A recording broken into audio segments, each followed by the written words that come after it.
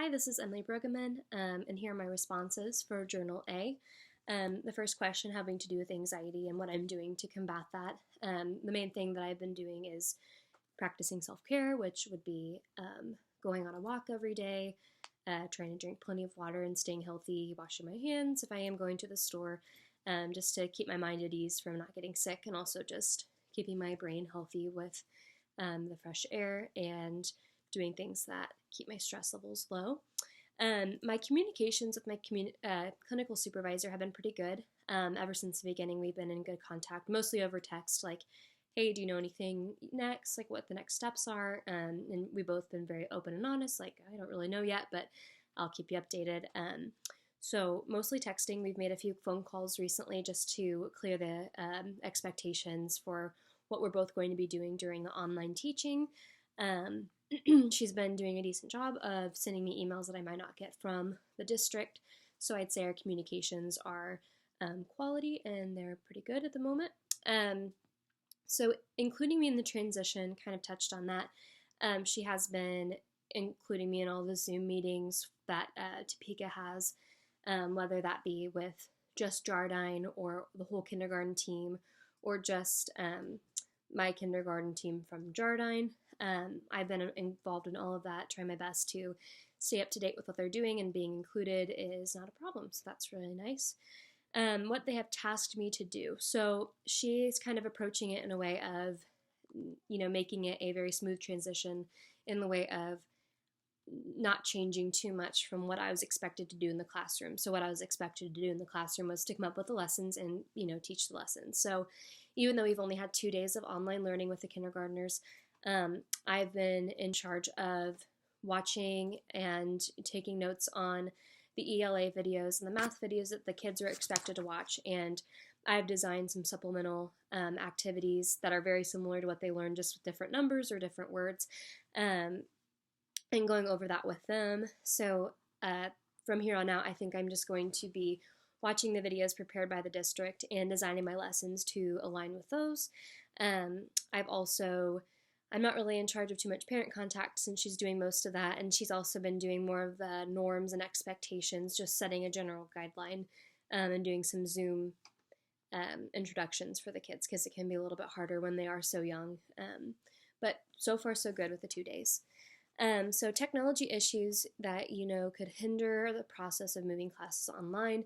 So like I was kind of saying, since they are 5 and 6 year olds, they're not like the most well-versed when it comes to switching to their home Wi-Fi or logging onto Zoom with their Topeka email, which is never really used in the classroom. So just getting the hang of all of that. But as of today and yesterday, we've only missed about 4 kids overall. So that's pretty good attendance so far. So I have a good feeling that we'll have, consistent regular attendance.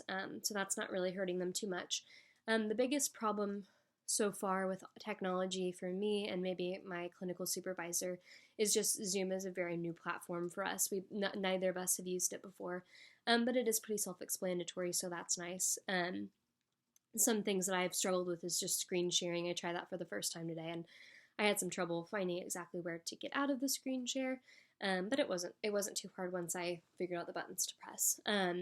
Maybe in the future, I'd say internet connection can be tough. Like, I know in my apartment there's only a few spots that I can sit where I know that I won't have a lag or cutting out. So maybe that might be a problem for some of the students or me or my clinical supervisor moving on. Expertise that I've shared with my teacher that can help in the process. I'd say we're pretty much the same with technology use. I'm not super tech savvy, and she's admitted that she's not either. But I have been using a lot of Google Slides so that what I share with the kids is very visual, especially for the ELLs. And I think that I've used Google Slides enough to know kind of the ins and outs of the best way to present the material to the kids. So maybe that might help my teacher if she can see the ways that I've adapted the lessons to be mostly online, and maybe that will help. Other than that, I've just been trying to help her as much with Zoom, like becoming both the co-host for a meeting. So I did some research for her and sent her some articles like, oh, I think this is how you do it. So even though we're about the same level, I'm trying to help as much as I can with navigating the new technology. And then what support do I need to help navigate this new normal? I think that so far so good. I mean, one thing that I'd love to know is the best ways to keep kids engaged when you're teaching online, because it can be very easy for them to be distracted. It's easy for me to get distracted, so I can only imagine them. Just setting boundaries for online learning. Like today, for instance, a lot of kids raise their hands and ask if they could go to the bathroom, and I'm like, yeah, it's your home. So it's not really the classroom. So I guess just maybe if anyone is able to provide me with some suggestions of how do I keep kids moving and engaged, and how do I keep my lessons interactive, even though they might be muted most of the time and it might just be me talking a lot of the time. How do I keep it engaging, and how do I keep it interesting for them and for myself as well? Thank you.